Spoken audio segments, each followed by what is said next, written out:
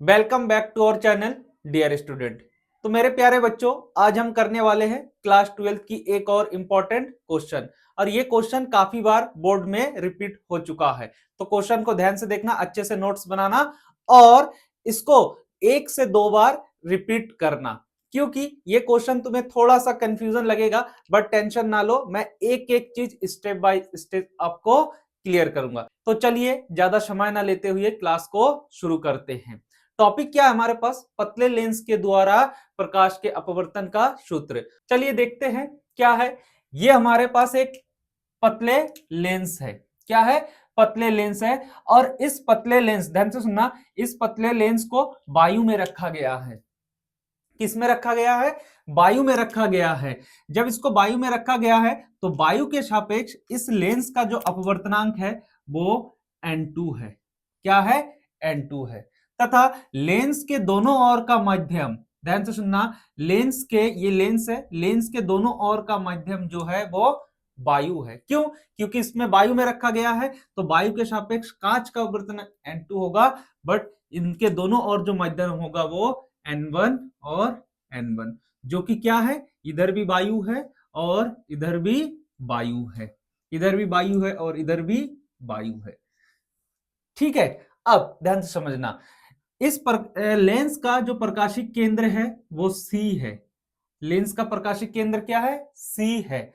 और इसका ध्रुव, क्योंकि देखो एक लेंस में दो पृष्ठ है, ये पहला पृष्ठ है और ये दूसरा पृष्ठ है, तो पहले पृष्ठ का ध्रुव P1 और दूसरे पृष्ठ का ध्रुव P2 है। क्या है? P2 है। तो अगर दो पृष्ठ है तो दोनों के वक्रता त्रिज्या भी होंगी, तो पहले पृष्ठ की वक्रता त्रिज्या R1 और दूसरे पृष्ठ की वक्रता त्रिज्या क्या होगा? R2 होगा। क्या यहां तक क्लियर है? ठीक है। माना कि लेंस की मोटाई T है।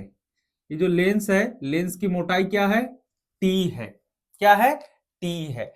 अब अगर लेंस की मोटाई T है तो लेंस के, ध्यान से सुनना, लेंस के मुख्य अक्ष पर एक बिंदु वस्तु O है। ये लेंस के मुख्य अक्ष है, लेंस के मुख्य अक्ष पर एक बिंदु वस्तु O है। क्या है? बिंदु वस्तु O है, जिसका प्रथम पृष्ठ के ध्रुव P1 से कितना U दूरी पर रखा है? कितने दूरी पर रखा है? U दूरी पर।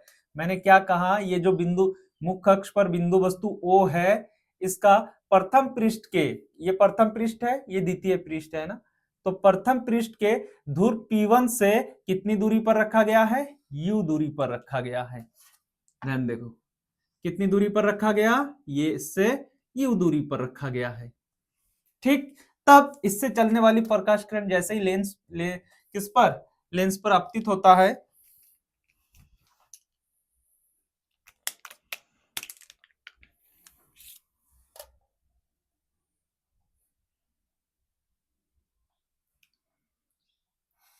तो इसका जो प्रतिबिंब है वो आई डैश पर बनता है।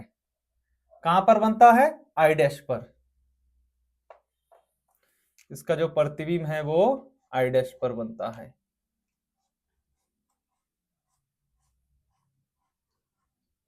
ये बिंदु वस्तु O का जो प्रतिबिंब है वो कहां पर बनता है? आई डैश पर बनता है।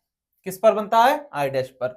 तो प्रथम पृष्ठ से, अब क्योंकि ये वस्तु है, इस वस्तु का प्रतिबिंब यहां पर बना है, तो मुझे अगर वस्तु की दूरी पता है तो मुझे प्रतिबिंब की दूरी भी पता होना चाहिए। तो मैंने माना कि जो प्रतिबिंब है, प्रतिबिंब की दूरी, अच्छा किस पृष्ठ द्वारा ये प्रतिबिंब बन रहा है? प्रथम पृष्ठ द्वारा प्रतिबिंब बन रहा है ना, तो अगर इस दूरी को नापना है ना, प्रतिबिंब की दूरी नापना है, तो इस प्रथम पृष्ठ से ही नापना है। तो आई डैश की जो दूरी होगा वो प्रथम पृष्ठ के ध्रुव P1 से दूरी लेना है। कहां से लेना है? प्रथम पृष्ठ के ध्रुव P1 से। तो प्रथम पृष्ठ के ध्रुव P1 से इसकी दूरी क्या हो जाएगा?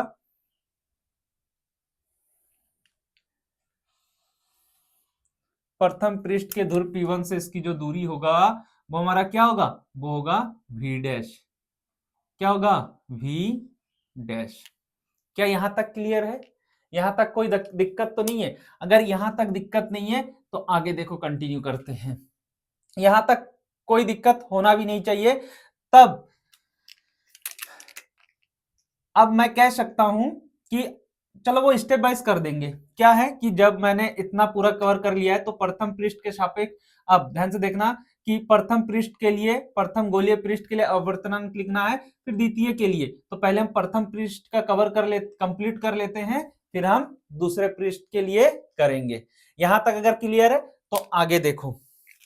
अच्छा, एक चीज और है, मैं अभी बता देता हूं कि ये जो आई डैश है ना, ये इस द्वितीय पृष्ठ के लिए, कौन से पृष्ठ के लिए, द्वितीय पृष्ठ के लिए आभासी वस्तु का काम करता है। किस वस्तु का काम करता है? आभासी वस्तु का काम करता है। तो अगर ये वस्तु का काम करता है द्वितीय पृष्ठ के लिए, तो मैं अगर पूछूं कि द्वितीय पृष्ठ से इस आभासी वस्तु की दूरी कितना होगा, तो कैसे बताओगे? मुझे द्वितीय पृष्ठ से इस आभासी वस्तु का क्या चाहिए? दूरी चाहिए।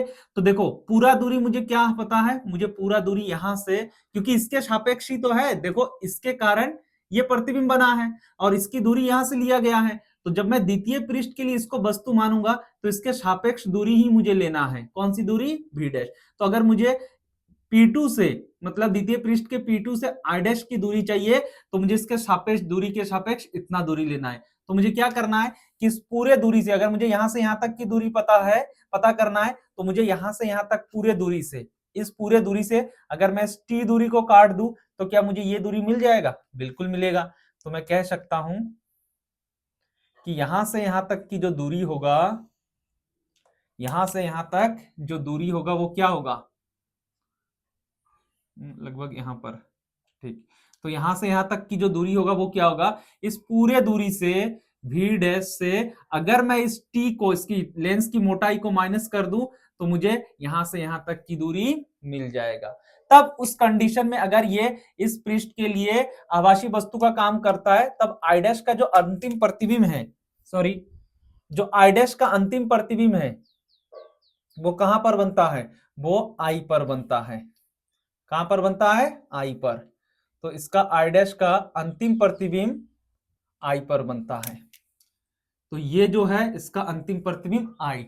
अब आई का, आई जो है वो आई डैश के लिए, आई डैश के लिए प्रतिबिंब है ना, तो अगर मुझे प्रतिबिंब की दूरी चाहिए तो इसकी दूरी कहां से लेना है? द्वितीय पृष्ठ के सापेक्ष बना है ना, तो द्वितीय पृष्ठ से इसकी दूरी क्या हो जाएगा? ध्रुव से दूरी हो जाएगा भी। क्या हो जाएगा? भी। ये आई के लिए दूरी है। किसके लिए? आई के दूरी। अब देखो एक एक करके मैं लिख सकता हूं कि हमारे पास क्या है, हमारे पास क्या है, माना एक लेंस कहां? वायु में रखा है, वायु में रखा है। कहां रखा है? वायु में रखा है। लेंस का वायु के सापेक्ष, वायु के सापेक्ष अपवर्तनांक, अपवर्तनांक n2 है। क्या है? n2 है। तथा लेंस के दोनों ओर का मध्यम कैसा है? दोनों ओर का मध्यम, का मध्यम समान है, समान है। अगर समान है तो जिसका अपवर्तनांक, जिसका अपवर्तनांक क्या होगा? n1 दोनों के लिए, जिसका अपवर्तनांक, जिसका अपवर्तनांक n1 है। क्लियर है? यहां तक कोई दिक्कत? ठीक। अब यहां तक मैंने बता दिया। अब लेंस का प्रकाशिक केंद्र क्या है? लेंस का प्रकाशिक केंद्र, लेंस का प्रकाशिक केंद्र C है। अगर लेंस का प्रकाशिक केंद्र C है तो लेंस, देखो पहले तथा दूसरे पृष्ठ के लिए लेंस के पहले तथा दूसरे पृष्ठ की वक्रता त्रिज्या, वक्रता त्रिज्याएं R1 व R2 है। क्या है? R1 व R2 है। तब माना कि लेंस की मोटाई t है तथा लेंस फुल स्टॉप, मोटाई t है। अब लेंस के मुख्य अक्ष पर, देखो ये लेंस के मुख्य अक्ष है ना, लेंस के मुख्य अक्ष पर एक बिंदु वस्तु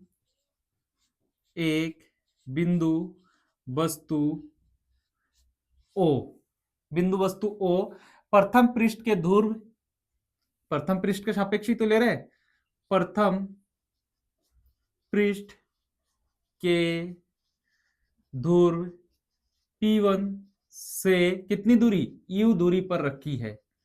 कितनी दूरी पर रखी है? U दूरी पर रखी है। अब अगर U दूरी पर रखी है तो पृष्ठ, देखना पृष्ठ बिंदु वस्तु O का प्रतिबिंब I' पर बनाती है। तो पृष्ठ बिंदु वस्तु O का प्रतिबिंब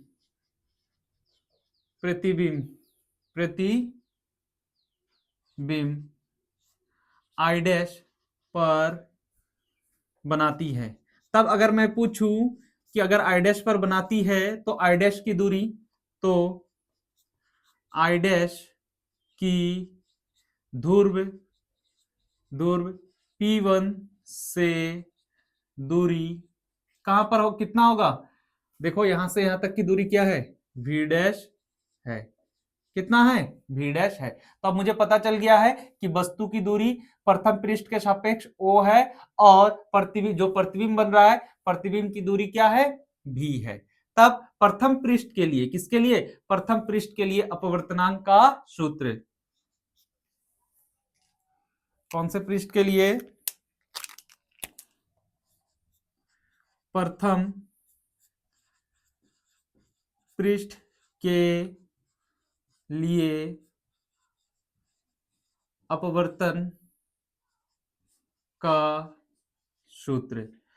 तो हमने तुम्हें पहले ही ऑलरेडी मैंने करा चुका हूं कि एक गोलीय उत्तल पृष्ठ तथा गोलीय अवतल पृष्ठ के लिए अपवर्तनांक का सूत्र क्या होता है? सूत्र क्या होता है?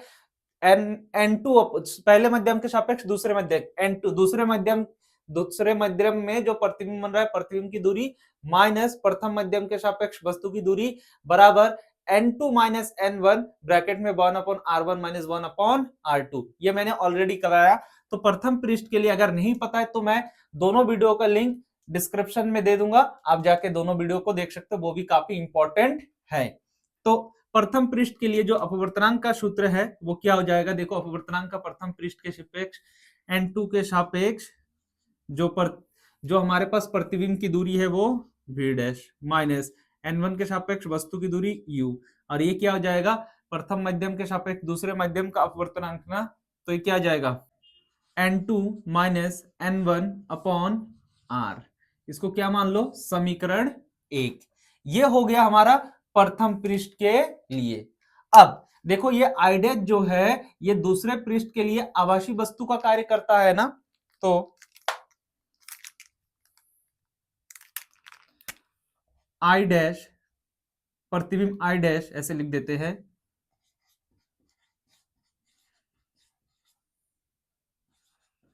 प्रतिबिंब I' दूसरे पृष्ठ, अच्छा ये R1 है ना, क्योंकि देखो वस्तु किधर है? इधर है, तो ये क्या हो जाएगा? R1। तो प्रतिबिंब I' दूसरे पृष्ठ के लिए कैसा? आभासी वस्तु का कार्य करता है। आभासी वस्तु का वस्तु का कार्य करता है। तब अगर आवासी वस्तु का कार्य करता है तब पृष्ठ द्वितीय पृष्ठ के दूर P2 से I डैश की दूरी, तब I डैश की ध्रुव P2 से दूरी, ध्रुव P2 से दूरी क्या है? V dash minus T, T है। तथा तथा I डैश का अंतिम प्रतिबिंब कहां पर बनता है? I पर। अंतिम प्रतिबिंब I पर बनता है।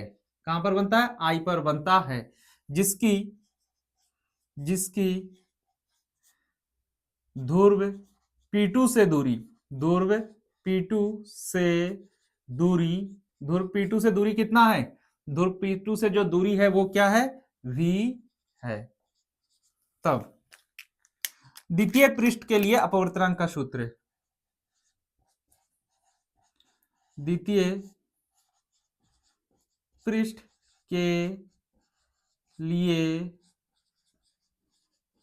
अपवर्तन का सूत्र, द्वितीय पृष्ठ के लिए किसका सूत्र? अपवर्तन का सूत्र। क्या हो जाएगा द्वितीय पृष्ठ के लिए? अब देखो द्वितीय पृष्ठ के लिए है ना, तो द्वितीय पृष्ठ कहां से, द्वितीय पृष्ठ कहां से हो रहा है? द्वितीय पृष्ठ में जो प्रतिबिंब है वो कहां, किसके सापेक्ष है? n1 अपॉन क्या है? यहां से यहां तक की दूरी, प्रतिबिंब की दूरी क्या है? सॉरी, प्रतिबिंब की दूरी क्या है? v। तो n1 upon v minus n2 upon वस्तु की दूरी क्या है?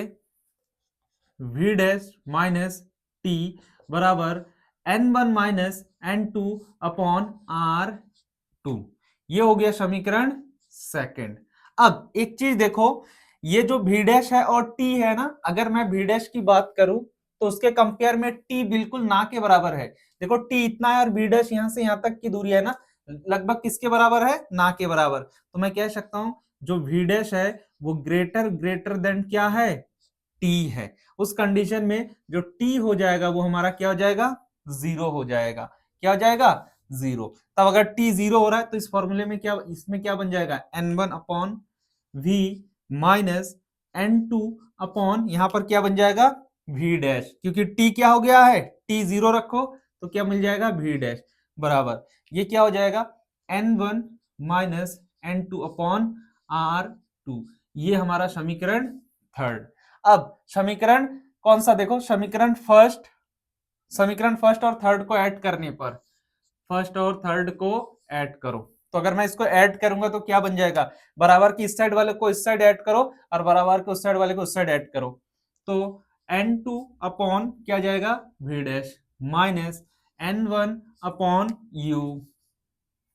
फिर यहां पे क्या आ जाएगा? इधर ये आ जाएगा प्लस n1 अपॉन क्या जाएगा? v, n1 upon v minus क्या बचा है हमारे पास? ये वाला रख रहा हूं ना, n2 अपॉन क्या आ जाएगा?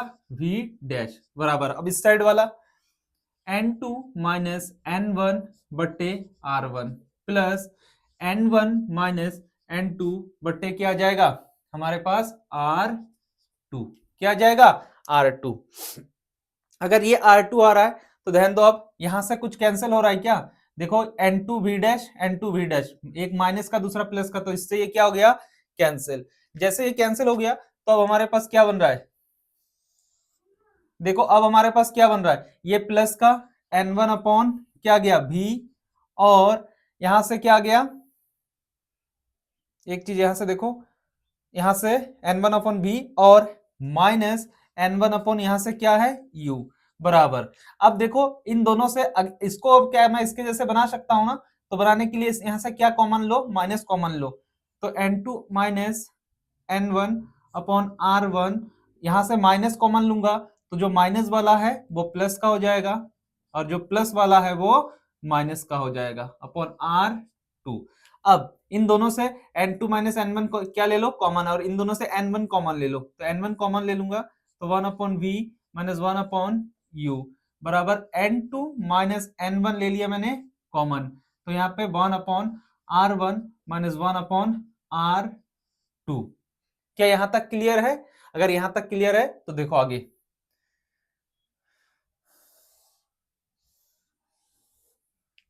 ध्यान देना।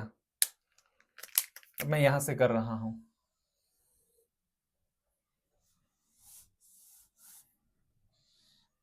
यहां से कर रहा हूं, देखो। तो यहां से n1 को दूसरी ओर ले जाओ। जैसे तुम n1 को दूसरी ओर ले जाओगे तो इस पूरे के बट्टे में आएगा ना, देखो इसके बट्टे में आएगा। तो क्या आ जाएगा? ये आ जाएगा तुम्हारा इधर 1/v माइनस 1/u बराबर n1, इस दोनों के बट्टे में आ जाएगा। तो n2 minus n1 bye n2, n1 क्या जाएगा? n1 ब्रैकेट में 1/r1 माइनस 1/r2। क्लियर? अब ये n इसके नीचे भी जाएगा, ये n इसके नीचे भी जाएगा, तो 1/v माइनस 1/u, ये n2/n माइनस ये n1/n, और ये क्या आ जाएगा? 1/r1 minus 1/r2। इससे कैंसिल, तो 1 आया यहां पर। और हम ये भी जानते हैं कि पहले मध्यम के सापेक्ष दूसरे मध्यम का अपवर्तनांक, इसको हम n भी लिख सकते हैं, और पहले मध्यम के पहले मध्यम के सापेक्ष दूसरे मध्यम का अपवर्तनांक भी लिख सकते हैं। तो क्या आ जाएगा हमारे पास? सॉरी, और यहां आ जाएगा पहले मध्यम के सापेक्ष दूसरे मध्यम का अपवर्तनांक। तो 1/v माइनस 1/u बराबर ये पहले मध्यम के सापेक्ष दूसरे मध्यम का अपवर्तनांक माइनस 1, और ये क्या आ जाएगा? 1/r1 minus 1/r2। तो यही है हमारे लिए क्या, कि पतले लेंस के द्वारा अपवर्तन का सूत्र। तो यही हमारा क्या है? पतले लेंस द्वारा अपवर्तनांक का सूत्र। क्या यहां तक क्लियर है? ठीक है, तो यहां तक नोट करो। आगे हम थोड़ा सा इसको समझेंगे कि न्यूमेरिकल के पॉइंट ऑफ व्यू से इसको हमें कैसे क्या सॉल्व करना है। ठीक है, तो अब न्यूमेरिकल के पॉइंट ऑफ व्यू से दो पॉइंट हम देखते हैं। और क्वेश्चन में अगर पूछा है कि वस्तु अनंत पर रखा है, अगर क्वेश्चन में कह देगा कि लेंस के सामने अगर वस्तु अनंत पर है तो उसकी फोकस कहां पर होगा। ठीक, और अगर ये कह दिया कि लेंस जो है वो वायु में रखा है और लेंस का अपवर्तनांक n है, तब उस कंडीशन में क्या है। तो पहले कंडीशन में हमें यह पढ़ना है कि यदि वस्तु अनंत पर हो तो प्रतिबिंब द्वितीयक फोकस पर होगी। ठीक है, तब देखो उस कंडीशन में क्या आ जाएगा? हमारे पास वस्तु की दूरी क्या है? अनंत है। वस्तु की दूरी क्या है? अनंत, क्योंकि वस्तु अनंत पर है। और प्रतिबिंब कहां पर है? द्वितीयक फोकस पर है। तो जो प्रतिबिंब है वो द्वितीयक फोकस f पर होता है। तो इस कंडीशन में क्या बन जाएगा?